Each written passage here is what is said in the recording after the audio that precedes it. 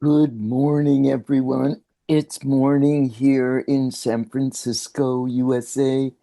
It's a foggy summer morning like it is here, and usually the sun breaks through around, oh, 10 or 11 o'clock. It's still early here and still kind of chilly.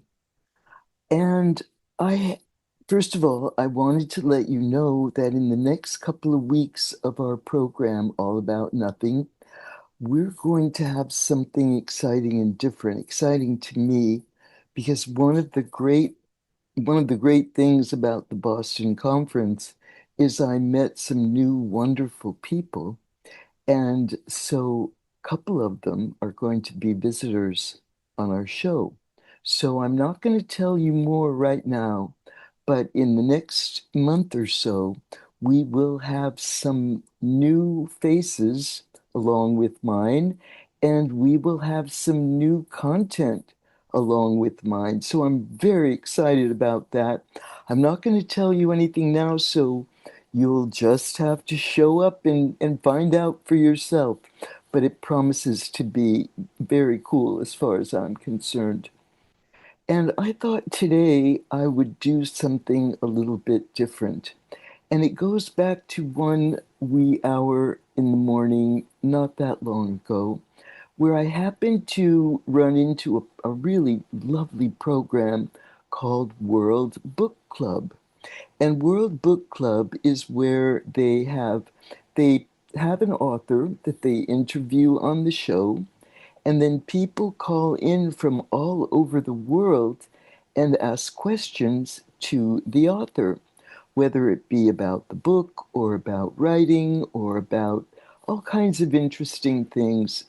And it was a wonderful concept, and I loved the idea of this book club with people from everywhere, and people were calling from Denmark and Brazil and Africa and different corners of the globe, and they all had questions, or they had kind of writing advice questions. And the book that I heard presented was one that I'm going to talk to you about.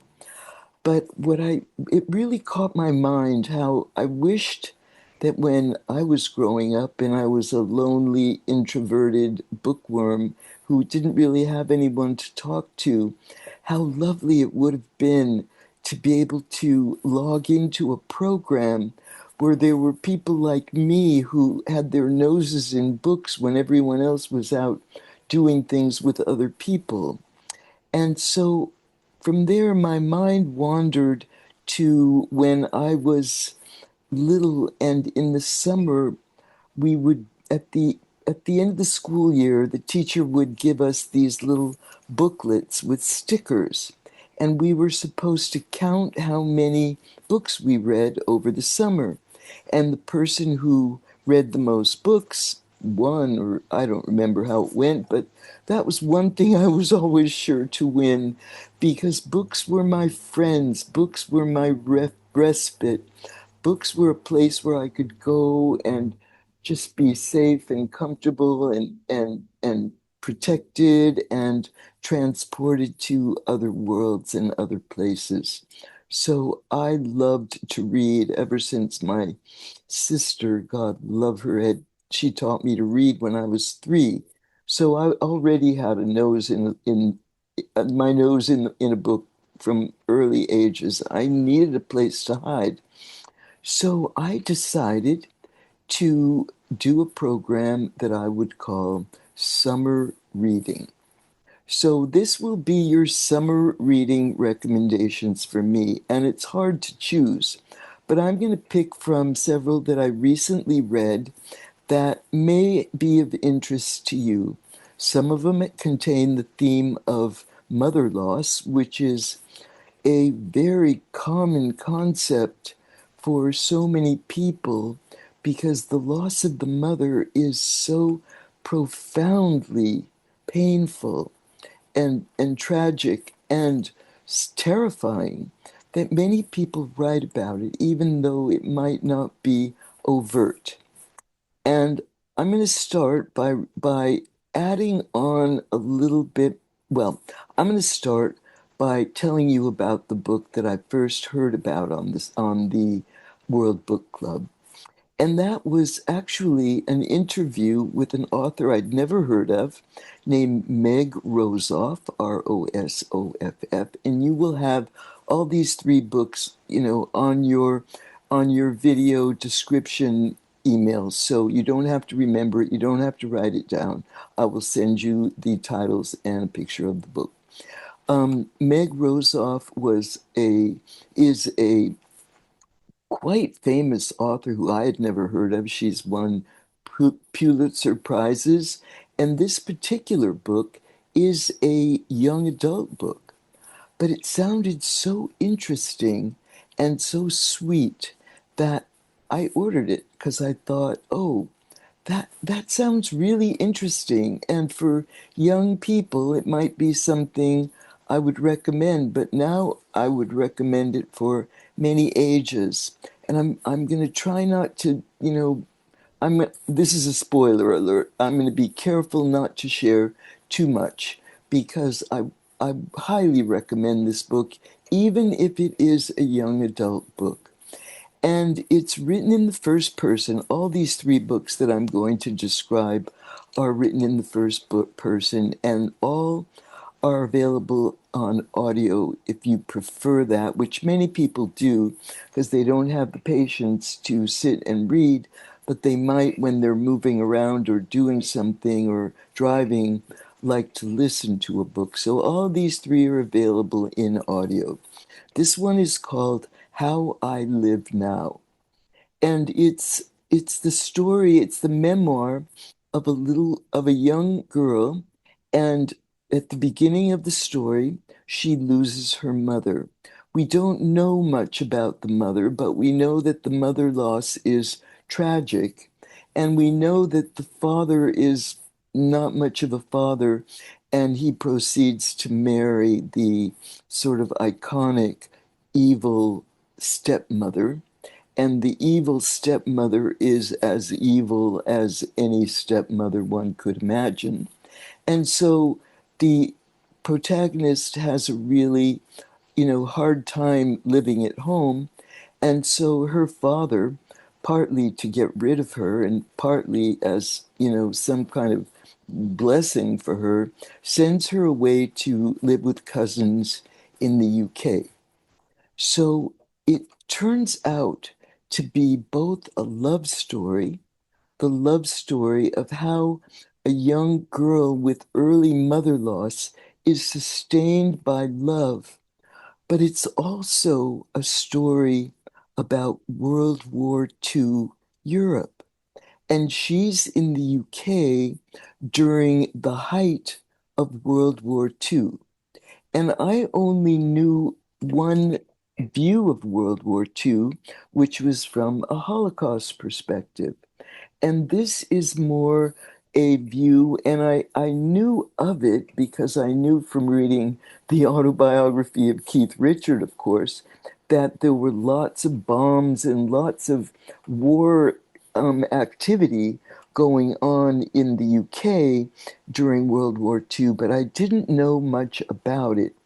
And so the protagonist, Daisy is her name, she takes us into the experience of what it's like living in wartime, being a child away from home, without a mother, with an evil stepmother, with a good for nothing father, out there by herself in World War II bombs dropping UK.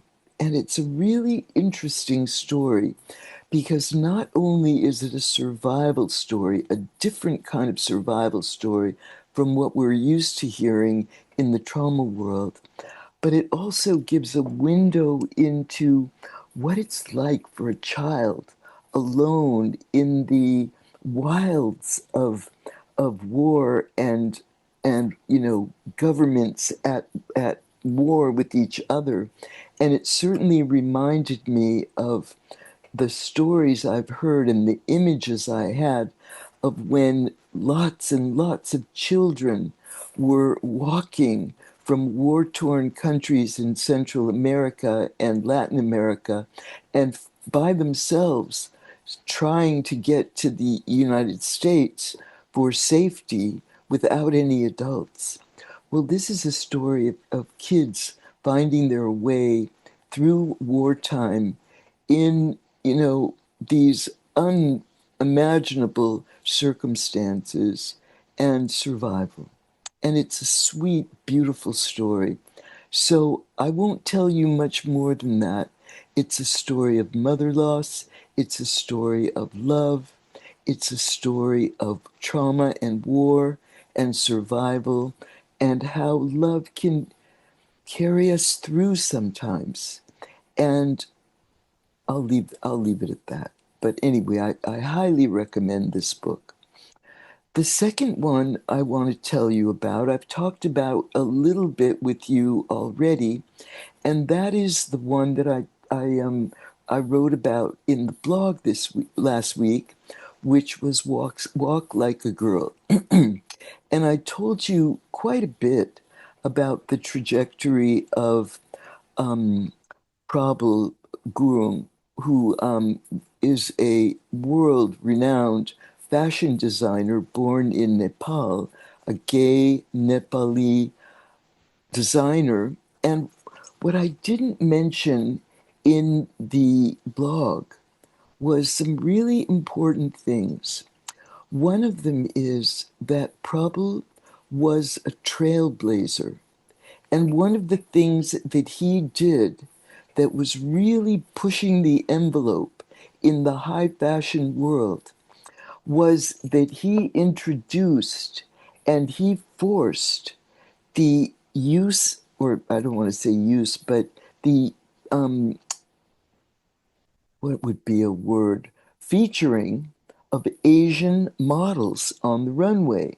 So he was rebelling against all white, all skinny models. And instead of all Caucasian, tall, thin models, he started showing Asian models, and he actually started showing different body shapes and was really kind of pushing the ethnic and the cultural envelope in the fashion world, which is highly risky. I mean, he really stuck his neck out there, and he often paid a price.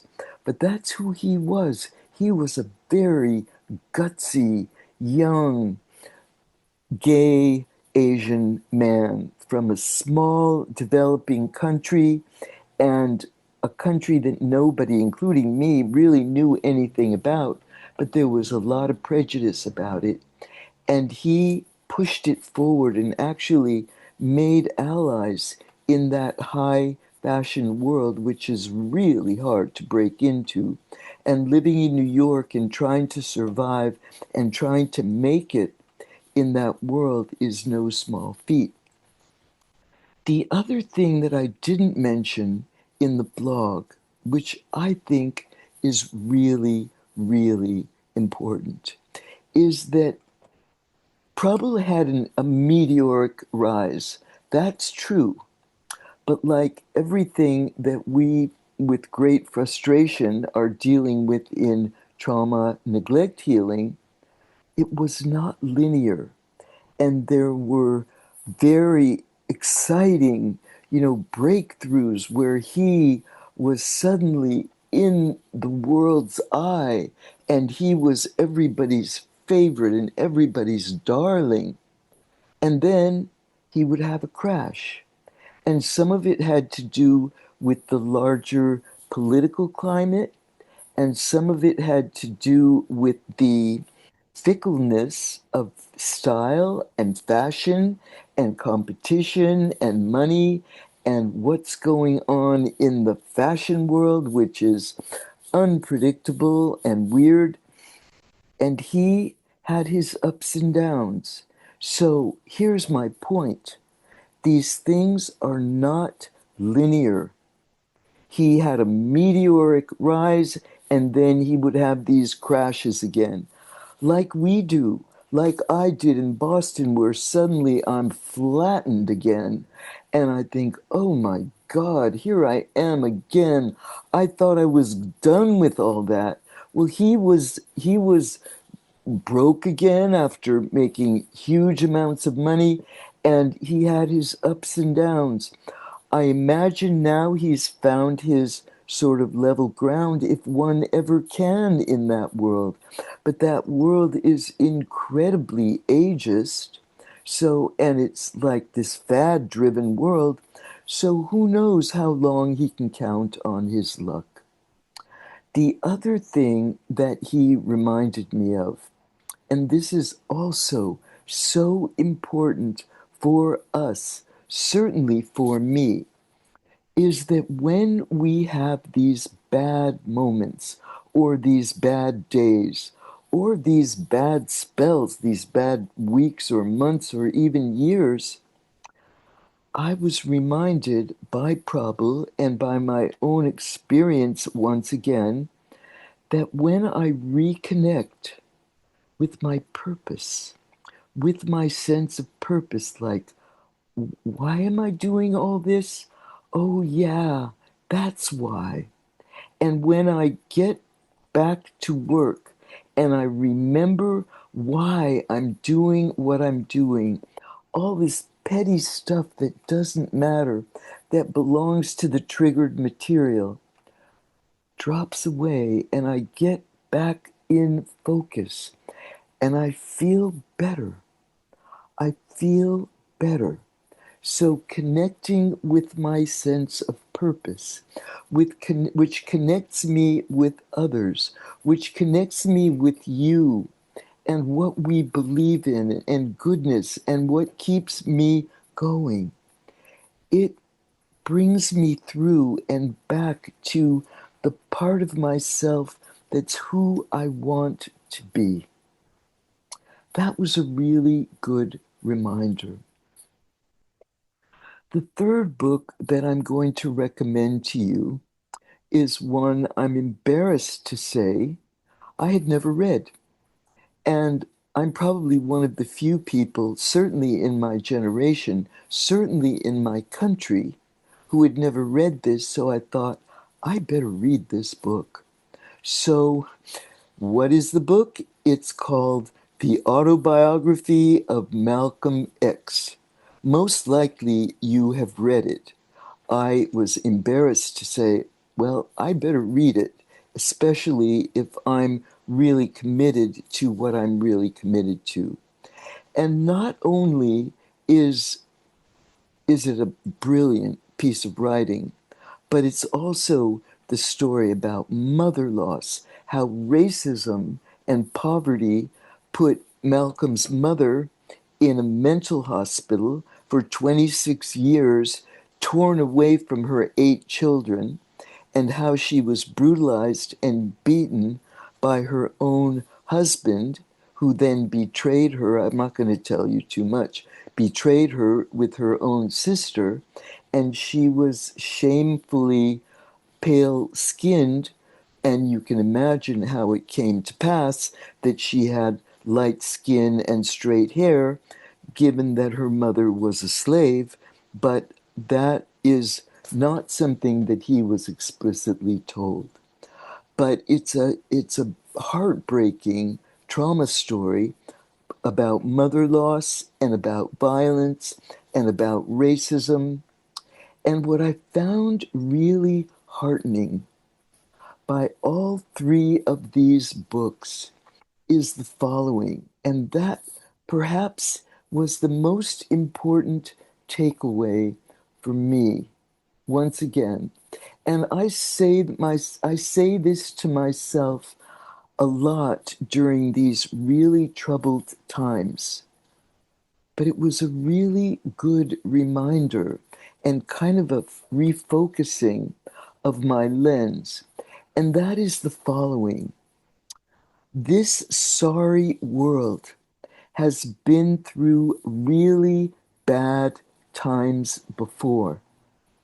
This sorry world has a long, long history of bloodshed and mistreatment and mother loss and racism and stupid wars over territory and who's bigger and stronger than whom and race and all kinds of terrible things that haunt the entire history of humankind.